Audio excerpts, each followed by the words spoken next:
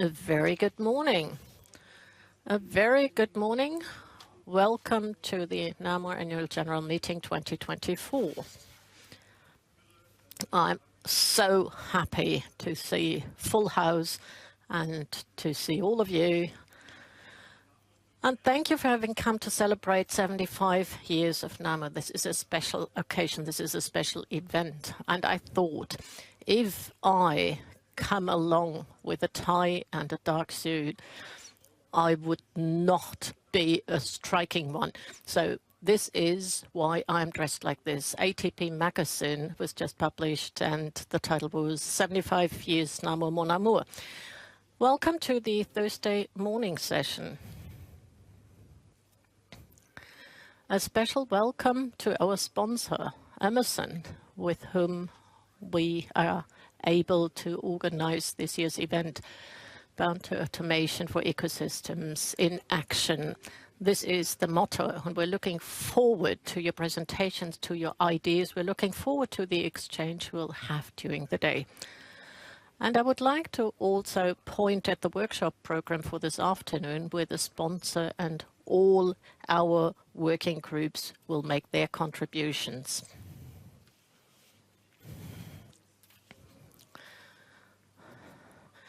Let me briefly give you two updates from the management board, and then I will look into the topic of 75 years of NAMUR, and will also ask a special guest on stage. Yesterday, as usual, we had our members meeting, and as our statutes say, every 4 years we elect the board, and there have been a few changes. I went to Switzerland for Bayer a year ago, and this is why I reduced some of my activities within NAMUR this year already. And I did say that I will not be available for the next term. I was very happy to see that Tobias Schlichtmann from BASF was willing to take the chair, and this has been confirmed by the members' meeting. Tobias, congratulations once again.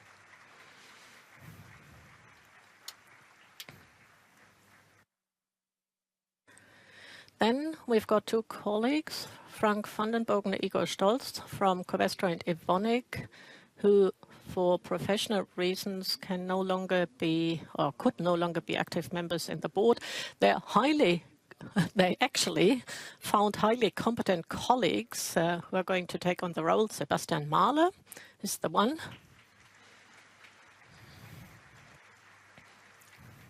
And Niels Kupel from Evonik is the other colleague.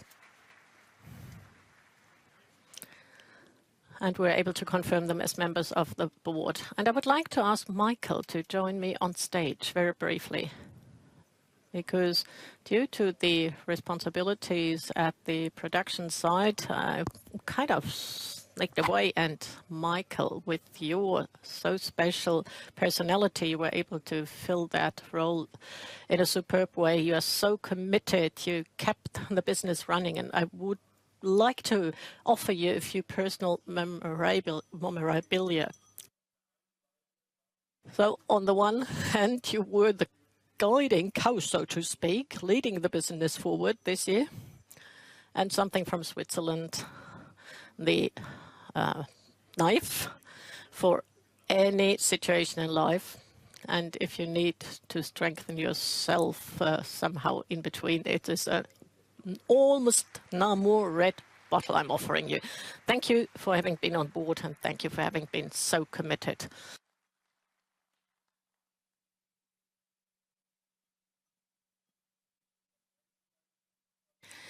One topic relating to the content should be emphasized here, because this is a real success story, and thanks to the APL task force is involved here.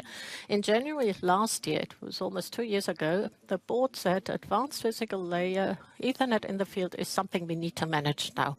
We means we, the users, together with the vendors, with the manufacturers. And we said we need a task force, which is a horizontal one, looking at all the different working groups in order to involve everybody. And we said we want to have 10 projects and to use which implement APL. And yesterday, the task force reported back to the board, and submission accomplished 26 projects from the circle of companies involved are in the task force. It's not just laboratory games, but the majority of the projects are dedicated to production plants. Tremendous success, involves an awful lot of work, and I think it was necessary, and it was the enabler so that this technology can now be implemented. Over the general meeting, we will see a lot of good examples showing us why it is so good, and we'll also see the benefits. So huge thank you to the task force.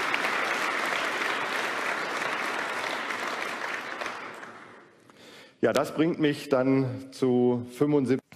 Now that takes me to 75 years of NAMUR. And let me point at a few highlights, things that have been interesting from my point of view. In the lobby, you will find that corner with a memorabilia where we gathered highlights from the 75 years of our history. We've got the very nice visitors book where you can swipe electronically and get an overview and an insight into the 75 years of NAMUR. It was actually in November 1949 that a number of representatives from the German chemical industry thought that they wanted to work together in the area of measuring and control technology. They wanted to represent and pool the interest of the chemical industry in order to bring them into standardization committees. As you can see in the yellow marked lines, the chemical industry wanted to implement that in a scope which corresponds to their importance as users of measuring devices. So that includes a whole lot of things, a lot of self-confidence, and second, measuring devices are being used, so to speak, one-way product. And the other that I like personally, when you look at compliance, you would really be terrified because we are dealing with things differently, but they are talking about joint economic interests.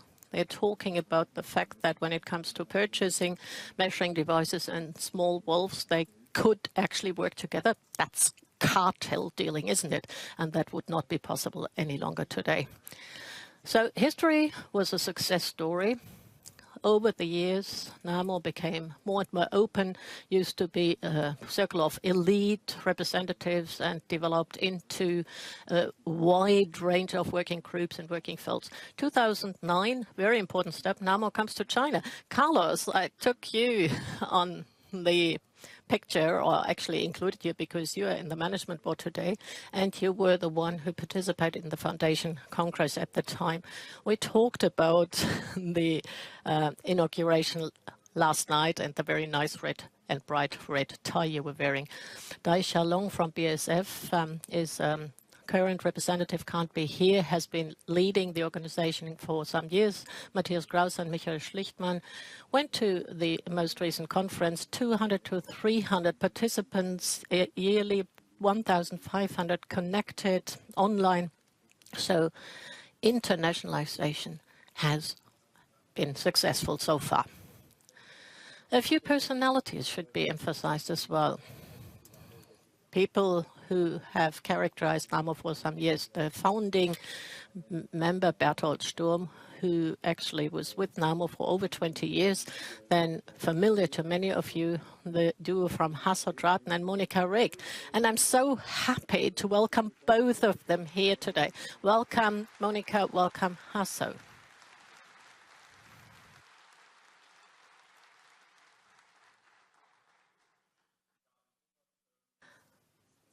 And Thomas, I do apologize. The characterizing a personality is a bit casual here. Jack of all trades is the translation. I do not want to repeat what you've done. In a nutshell, you were involved in the working areas, in the working groups, in the management board, and you are one of the few who manages to combine technical contents for non-experts and present it in the way that it's understandable. You gave a lot of excellent presentations, then also in the general meetings, people remember you and the contents you presented, and you are supporting and accompanying NAMUR from what I could call a critical distance. So you are a jack of all trades.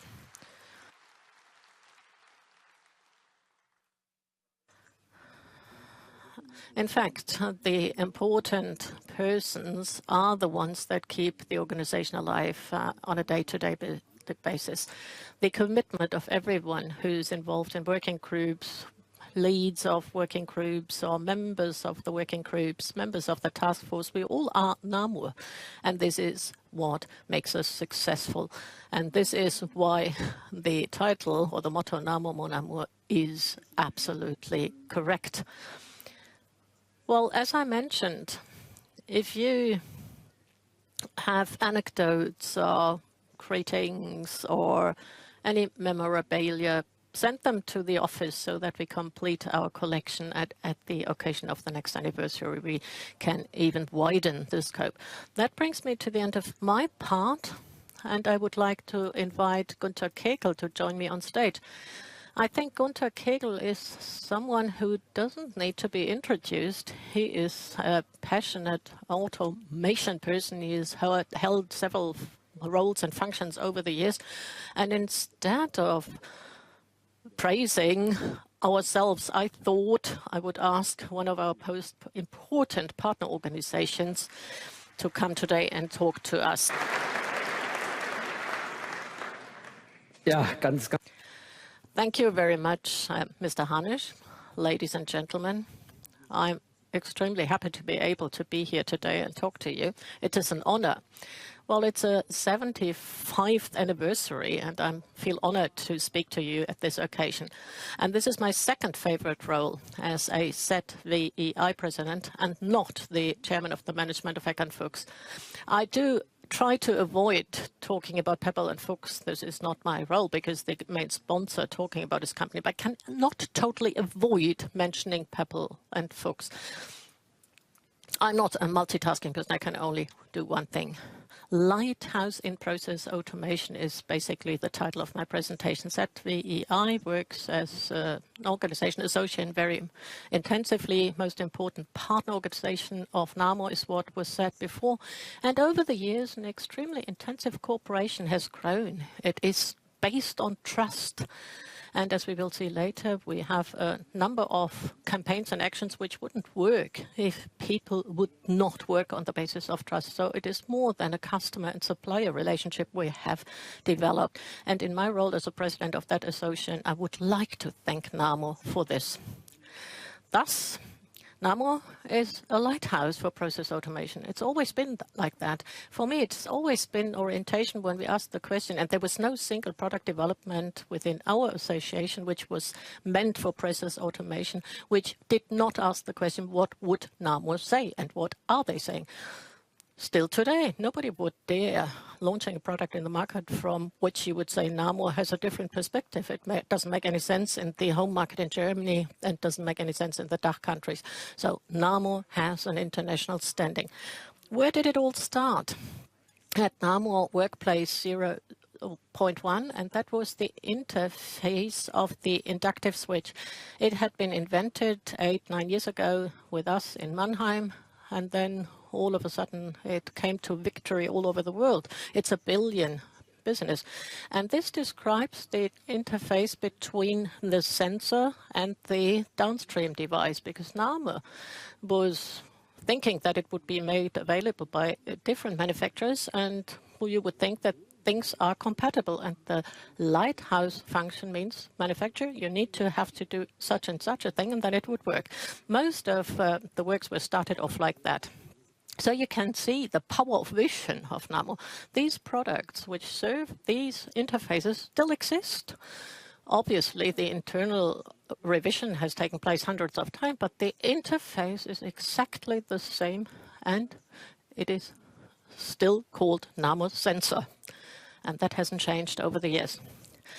Let me briefly introduce our association so that you know what I'm talking about. Is the second largest industry in Germany, which is combined in this association, more than 900,000 employees with 240 billion turnover. The companies producing here in Germany export more than 50% abroad. That's only half the truth, because these companies have their own foreign production sites and subsidiaries as well. So the export ratio in technology is more than 80%. So most of the business is being done from Germany, but implemented outside Germany. We have a high rate of F&E. More than 8% is invested in F&E, in research and development, excuse me. And the biggest sub-industry within that electric industry is automation, which accounts for 26%. Many, many years ago, I think it was in 2000, almost 25 years ago, we merged it from different areas. We combined it into one technical association, automation, because we recognized at the time that the cross-functional topics are much more important than the special topics which were hosted by silos. We still have them. We've got technical divisions which are dedicated to certain topics, but the cross-functional topics are so important. EMC was the start of at the time, very difficult to implement at the time because we did not have any joint venture, because those who developed the drivers would disturb the electric industry. And if you do not combine activities, you will not manage. So that's the situation today. The ZVEI association does not only cover automation, but automation is the biggest single sub-association, and almost 300,000 people work in that sector in Germany. What do we do together with NAMUR? I actually got this list with the help of Mr. Koschnik.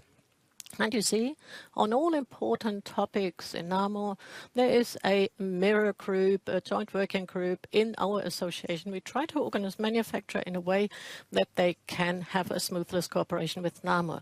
These are fruitful working groups, and we need to do that on association level, because as we have heard, otherwise, we would be confronted to antitrust legislation if we didn't do so. And this is the purpose of association. They are a kind of protective umbrella for joint activities without violating cartel law. So in cooperation with NAMUR, this is a very important principle. And this is how we can cooperate between vendors and customers without violating antitrust legislation. What about pictures? We have print matters, or nowadays they are in digital format. NAMUR and ZVEI very often appear jointly at fair trades and exhibitions, jointly designed, jointly operated. As you can see up there, the signature by the two managing directors of NAMUR and ZVE, when for NOAA we were looking for a new host and found the new host in the international network, and at the most recent ACHIMA. That's our forum event. More than 1,100 people were in the audience, people who took the time to talk to us and listen to the topics that are started and worked on by NAMUR and ZVE together. It's a very successful cooperation, and if it was for me, we could go on for another 75 years.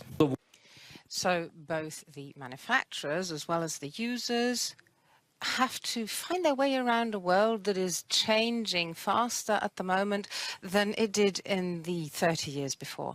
There are 4 big changes that we're facing at the moment, and they all begin with the letter D, which is good because that way they're easier to memorize.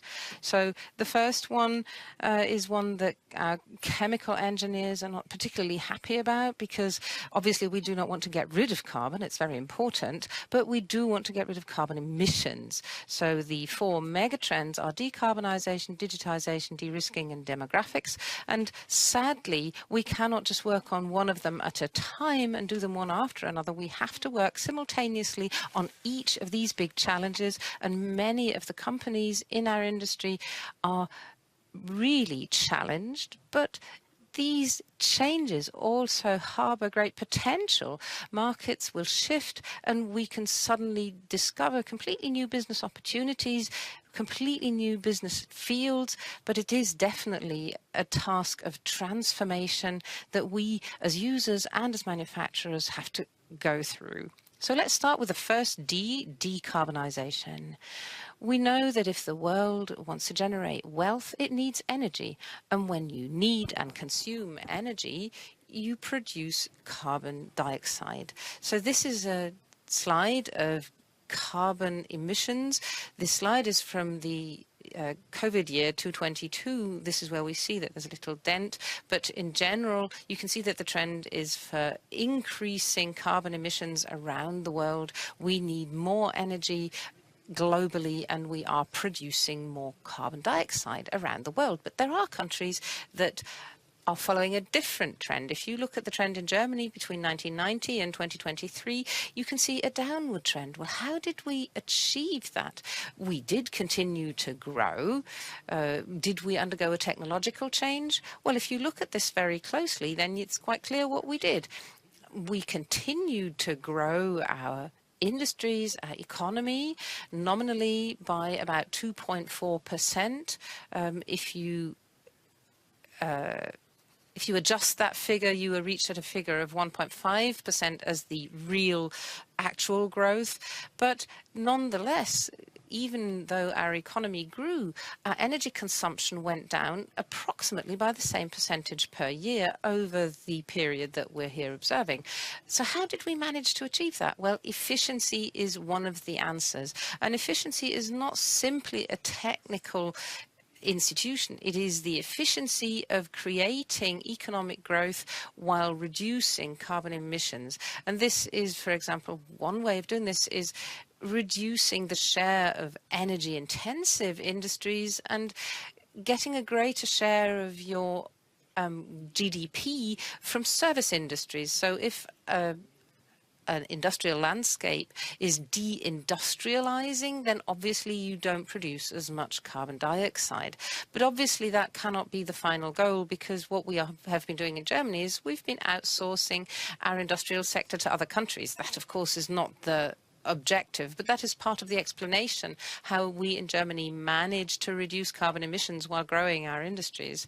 But the other So we had this deindustrialization that started in the 1990s, and 35% of the intensity, of the industrial intensity, was previously assigned to the industrial sector, but it is now down to 29% because part of it has moved abroad.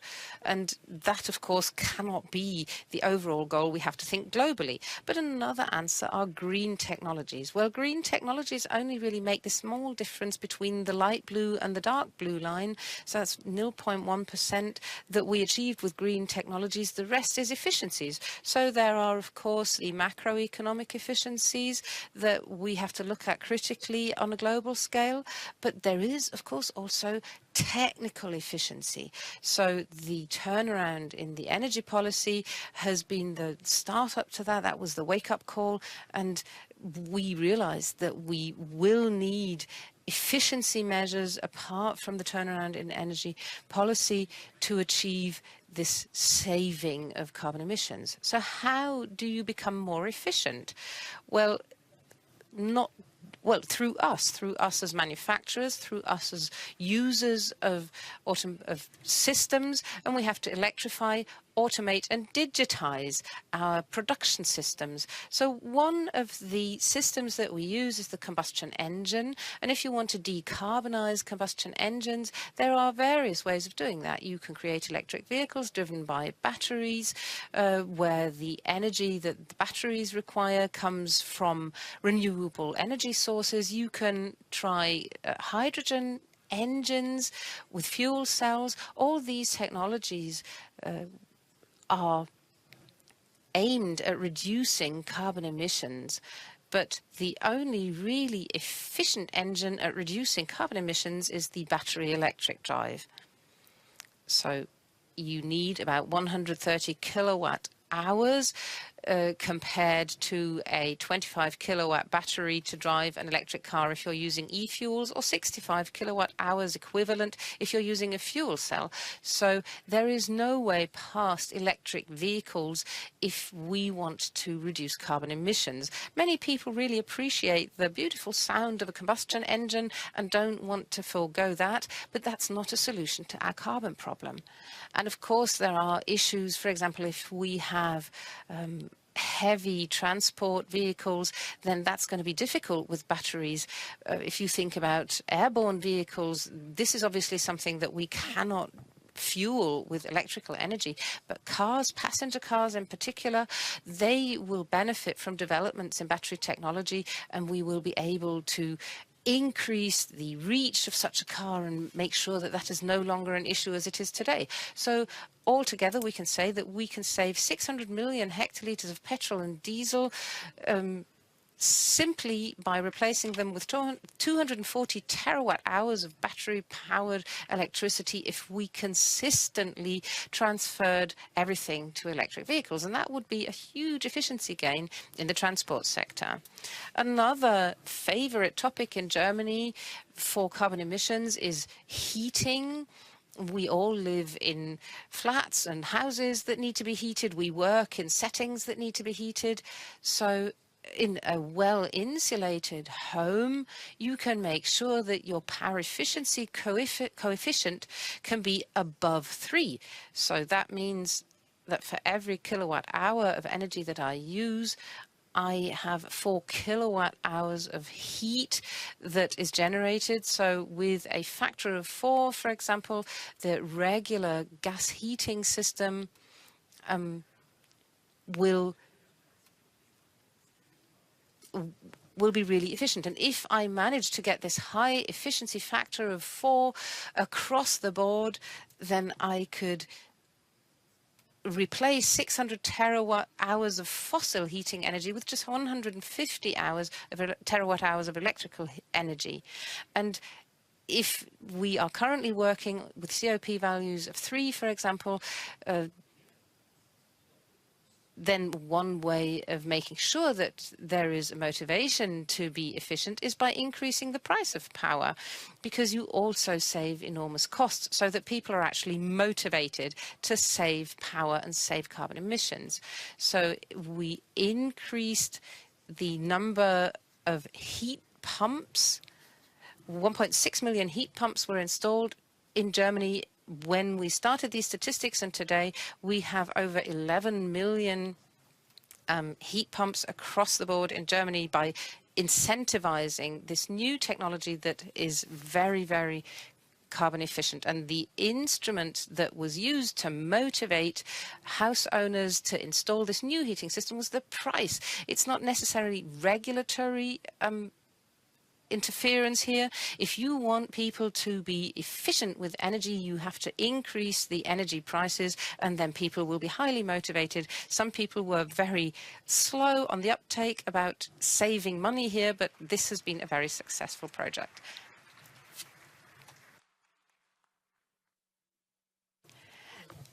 So even if you give me a warm hand of applause, you will not prevent me from presenting further statistics. So here we go. Now let's look at the energy generation sector, which of course is also energy intensive. We have lignite-fired power plants here, and I see a figure in here that is really annoying. The largest lignite power plant is based in Poland, and it creates almost 40 million tons of carbon emissions. The whole electrical industry, energy technology, consumer electronics, everything jointly don't even produce 1 million tons of carbon dioxide. But we have to report on our corporate responsibilities, on economic and social responsibility every year and reduce our carbon emissions. So our carbon footprint, I mean, we're all engineers here in this room. We know how to reduce a carbon footprint. You look at the Pareto principle, you solve the 80% of the problem with 20–30% of the effort, and then you reconsider whether you want to even address the remaining 20% or whether you can find other ways around having a technical solution. So these are the very big things that we have to address. And you look here at, if the list is then continued, you look at the biggest carbon emission sinners, then the big power plant, the big lignite powered plants in Germany are the culprits. They produce 1.2 kilograms of carbon dioxide per kilowatt hour, and that is something that we are currently not capable of addressing. The British power generation sector took the last lignite-powered plant off the grid end of September of this year. Okay, they replaced it with nuclear energy, which of course is something that we don't want to do in Germany either. But again, you have a gap if you take the lignite-powered plants or the lignite plants off the grid. In Germany, we'll just have to find different solutions to fill that gap if we don't want nuclear fuel. So what the Brits are doing, they have switched off gas and lignite, and in Germany we are still placing our bets on lignite, but this is something that we will need to address in future. Looking at our sector, our industry, this is statistics of the greenhouse gas emissions by industry in Germany, and looking at the Pareto principle again, if I address the biggest industries here, then I have already solved the majority of the problem.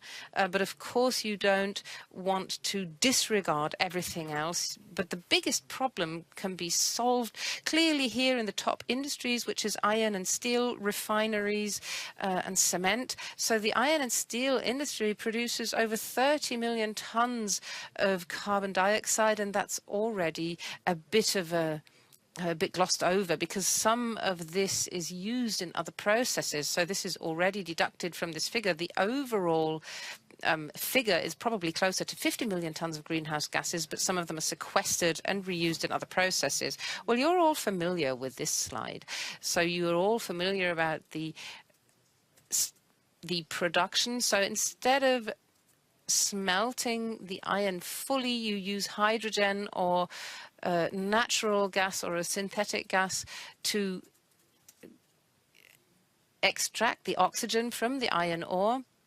But the result of doing this, applying this technology, is that the costs were, just a second, please. But you can reduce the cost of coal by 1/5 if you apply this technology. So you can see that the direct reduction of iron is technically possible, would be very beneficial, but currently we cannot actually do this. Costs are prohibitive for this. And despite the fact that there has been a lot of subsidization, at the end of the investment, we have not been able to produce a sustainable business model from this. So direct reduction has not been the way forward. The government has then decided to go a different route. It has penalized the carbon intense production. But we as electrical industry, if we cannot produce, if we now need certain steels, we have to now, these aren't produced in Germany, we have to pay a CBAM tax on them, and then we process them, and 80% of those are re-exported. So, and those countries that we export them to don't have this CBAM penalization, and then we'll make, so the idea of the EU was the carbon contracts for difference, where we are refunded for these extra costs. But you can imagine how complicated this is. This is not a way to generate a sustainable business model. So for the fast transformation, there is no advantage, and the only way we can address this is by joining shoulders globally, by making sure that we globally, internationally price carbon dioxide emissions similarly, so that we can come to such a solution together. This is a small plant in Salzgitter that is currently still being used. It can only do a couple of tons per day. It's a very small plant, and everything that you can see in the background will need to be taken down. Those are blast furnaces, old technology that will no longer be needed, and that this small plant in the foreground will sooner or later replace. The whole campus will be transferred to the new technology in Salzgitter, and this is, of course, something that just shows you how big the transformation, how massive the task of transformation is. And now we'll see a slide that will be really painful, because despite all the efforts we are making to decarbonize the steel industry in Germany, we will not be able to save our planet, because we only looked at Germany. This is the global view. If you look at the global carbon emissions by raw steel production in 2023, Germany is right at the bottom of this list. We are not producing the biggest share of carbon emissions. We won't even talk about China, who are with a very, very big distance, the biggest producers of carbon dioxide. But even India produces 4 times as much carbon dioxide as we do in Germany. So as long as the Indian steel companies don't transform their industry to the much more expensive solution of direct reduction, then we will not be able to save the climate in Germany alone. Well, how far have we come with direct reduced iron? We are not very far ahead. It was so simple and cheap in the old smelting plants to use coal for iron and steel production. So companies that had very little coal went straight to direct reduced iron using natural gas. So that's why in, for example, Latin America, they have this, or Eastern Europe. But we here in Germany, in Western Europe as a whole, are well behind with direct reduced iron. So we will have to find new political approaches in order to catch up with North Africa, with China, with India, because otherwise we will be isolating our industries from the global industry landscape and will be left behind. In blue on this slide, you can see if energy costs 50 euros per megawatt hour, you know that's 5 cents per kilowatt hour. That would be beautiful if we had that. Currently, we're paying 16 cents per kilowatt hour. Then you would have carbon emission reduction costs that are depicted here in blue. If the costs go up by 1 cent, you have the black graphs here. So you can see that there's a big difference. And if you look at the carbon emission pricing, that is currently at 45 euros. So even if a very cheap power price at 5 cents per kilowatt hour, this would still mean that the carbon emission prevention prices would be higher. So currently, politically, it makes more sense to pay that price because it is so much cheaper to produce with traditional methods. So decarbonizing the industry is not going to be possible as long as there is no economic benefit in doing so. There will be no sustainable business model. We, as the electrical industry, by tradition, have very low carbon emissions. These 800,000 tons that we have, not even 1 million tons, are a traditional figure. But of course, we were the ones who used SFX, the gases that you need for electric light arcs in large switchgear. And SFX is 23,500 times as harmful to the environment as carbon dioxide. And this statistic shows that in the recent years, we have really managed to reduce the amount of SFX to almost zero. And from 2023 onwards, it will be completely prohibited. And even if you have any left over, it needs to be disposed of in a very controlled manner because it is so dangerous for the environment. But a lot has already happened. So our eco-balance as industry is very, very positive, especially as we looked at SFX gases. So this has been something we've really addressed. Otherwise, we have not been able to bring the carbon dioxide emissions down very much because we've only produced little at the beginning. If you start with very low emissions, where can you save? There's the cars, but of course people still need to be mobile. There's heating in offices and production plants, but you can't let people sit in offices that are dark and cold. So there are in our industry no material transformative processes where we need huge amounts of energy input. So the electrical industry didn't have the same capacity to save as, for example, iron and steel production. So one political approach was, oh, well, we'll just have carbon capturing. If we can't prevent carbon emissions, we'll just capture them. But you all know that carbon capturing is not as easy as politicians have tried to make it. It requires huge effort in plant design, and there's hardly been any additional carbon capturing over the last 20 years.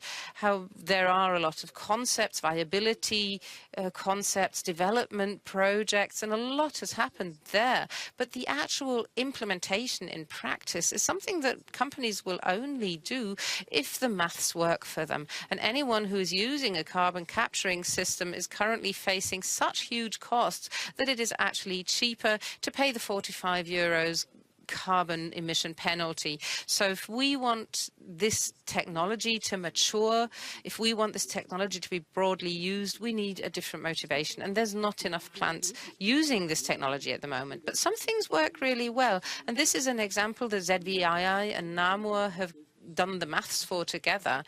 If you use a classic valve for volume flow limitation, or if you use a pump that is using an energy efficient drive, an energy efficient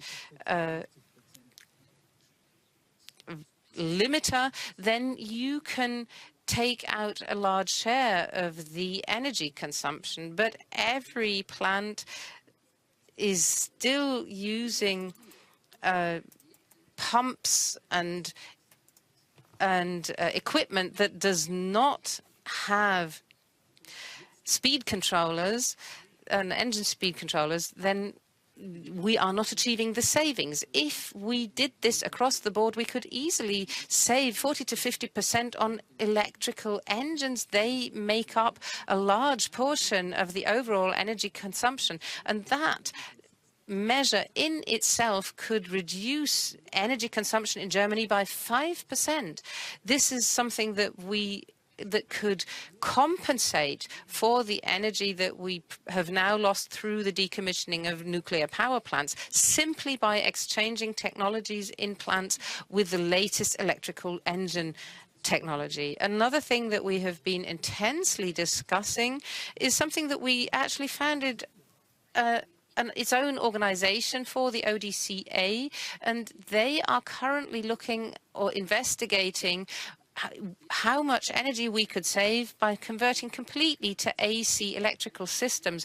DC is a plant, a power form that can be stored, but they are coming from alternate currents, and there is always transformation losses when you transfer from AC to DC. So we've got some pilot projects going on, and we know that if we switched the industry completely to DC, then we could save 15 to 20% of energy. These are technical potentials that we need to exploit in order to reduce energy consumption and carbon emissions. Now, the next item on our agenda links up to this. Digitization, of course, is a way that we can use, on the one hand, to keep our industry state of the art, but also a solution for energy efficiency and decarbonization. So digitization is very important in two aspects. It's the solution to various problems.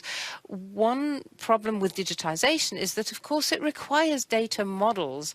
So since we launched Industry 4.0, we tried and tested a whole range of different digitization projects and approaches, but the migration of proprietary data models makes it prohibitively expensive.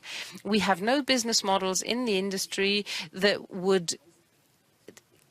we could calculate to actually be meaningful, to make sense in an economic sense. So the first thing that you need to do is that you need data to go from proprietary models to standardized models. One of the ways we are doing this is the Asset Administration Shell in the Digital Twin Association, the IDTA, which is a joint association that ZVI is involved in. We have 89 submodels that are all fully standardized. The most simple one is the digital type plate that you have here on this slide. And this data model, standardization of data models, is something that then leads us to data spaces. Data spaces are digital platforms on which we can run our business, our processes, and I need these overarching platforms because otherwise I cannot make the business between different partners economically viable. This is a very difficult concept to understand understand, I can recommend Boris Otto's book called Designing Data Spaces. After I'd read that, I was still as confused as before, but at a much higher level. So the whole concept is not that easy. But the one thing that's important to know is that in Gaia X, we have the technical architecture that we require. We have all the instruments that we need, all the tools that we need if we use the Gaia X repository. And the first ones to do so were the automotive industry with Catena X, and they are now really they have their whole supply chain represented in Catena X, a massive integration project that they have started with Catena X, and they have a very powerful association with the development area where they are trying out the new approaches and a operating area. So they've got the development and the operating side, and this is what it looks like if you take a bird's eye perspective. So you can actually link up small to medium enterprises via Catena services and what's called the Eclipse Data Connector that then couples the various data models. But of course, you need a common language, so a common data model that can be used for all of the participants in this chain to understand each other. But of course, if you're speaking the same language, you can also speak directly to one another. You don't necessarily have to use the platform as a communication hub. But this platform uses a repository of different models that can be used to communicate. So the first thing that is supposed to be achieved with this is transparency in the supply chain. And that, of course, leading to improved prognostic capacity, to improved resilience. So we're very excited to see how this project unfolds. Then there's Manufacturing X, which is another big platform where all the industrial platforms are supposed to find a new home. The first one I mentioned was Catena X, but the second is one that we're currently building together with NAMUR called Process X for the process industry. But there is an intermediate solution. You don't always have to go via a big platform. You can use the asset administration shell, which is a fantastic container for direct communication through APIs. So interfaces between manufacturers and users that don't require the design and development of a whole platform. So I can only recommend to increase the use of AAS, of asset administration shells, because this is a much easier approach than using platforms, especially for more simpler services such as exchanging documentation, etc., etc. This kind of interface is very, very powerful, and most of the manufacturers are starting to go live with this to make offers where the asset administration shell is the data exchange format. Process X, of course, is the initiative that NAMUR and ZVEI have launched together, where we are in the process of designing and developing such a platform for an exchange between manufacturers of process technology, of process automation, and process industries that require this equipment. It is a model that is very closely oriented towards the Catena model, and we'll now have to start filling it with life and bringing it to life. 3 use cases have currently been launched, and 2 of those are also relevant for decarbonization. So this is where we close the loop and where we see digitization helps decarbonization. So none of this is particularly useful if what Mr. Hanisch already mentioned, it doesn't get to the shop floor.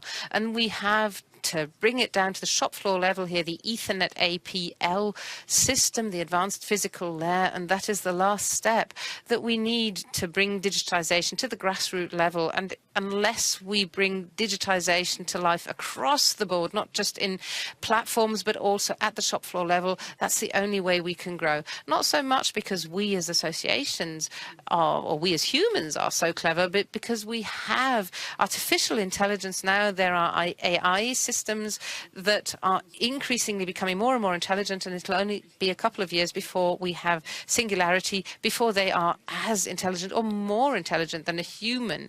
And this is going to be increased by 10 to the power of 18.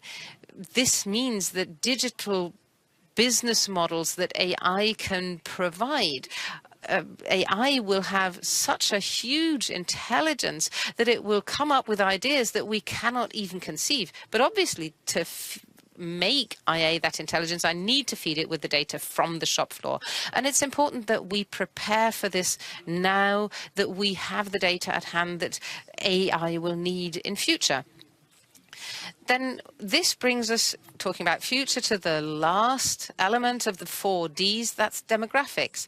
Now, one thing that we in Western countries are seeing with great concern is the number of students enrolling in electrical technology courses of study. We had a big peak there that you can see. We had a huge number of students subscribing or enrolling in these courses, but those were the years in Germany where we changed from a 13-year schooling system to a 12-year schooling system. So we had two classes graduating in the same year. But if you look at these numbers, if you adjust them accordingly, then we still have a minus of 28% in the number of students who are enrolling in these courses of studies. And that is nothing to do with the students themselves. The number of students, or the proportion of students, is only changing by a small percentage. The thing is that only a very small number of graduates, of high school graduates, is interested in technical courses of study, especially when you look at, for example, mechanical engineering and electrical engineering. There is a lower interest in studying engineering topics, and this is our responsibility. We need to make sure that young people take a decision. The decisions that young people take are based on their direct social environment. They ask their auntie, their uncle, their brother, their friends, their peers, what are you going to do? And apparently we as engineers are not able of communicating that the most beautiful profession that you could possibly learn, electrical engineering, is seen as that by young people. So we need to communicate to youngsters. That's our homework. We have to enthuse young people so that they decide for an engineering course of study. So the number of students at German universities studying engineering topics from abroad is now 25%. 1 in 4 students in engineering courses of studies is not German in Germany. He's from somewhere else. So that shows some very interesting things that I think are very positive. On the one hand, we are not as xenophobic as people make us out to be. It's very interesting to see how we are welcoming foreign students. We have courses of studies that are actually held in English to make them more international, and there are also surveys that have shown that 5 years after concluding their course of studies, foreigners continue to live in Germany. 55% of foreign students are still in Germany 5 years later. So we are capable of attracting and integrating people with high qualifications in the German labour market. Obviously, we don't have to expect them to come here readily trained. We can train them ourselves and then retain them here in Germany. And that is something that, sadly, we are able of doing despite what is going on in German policy. It is not because of German policy, it is despite German policy.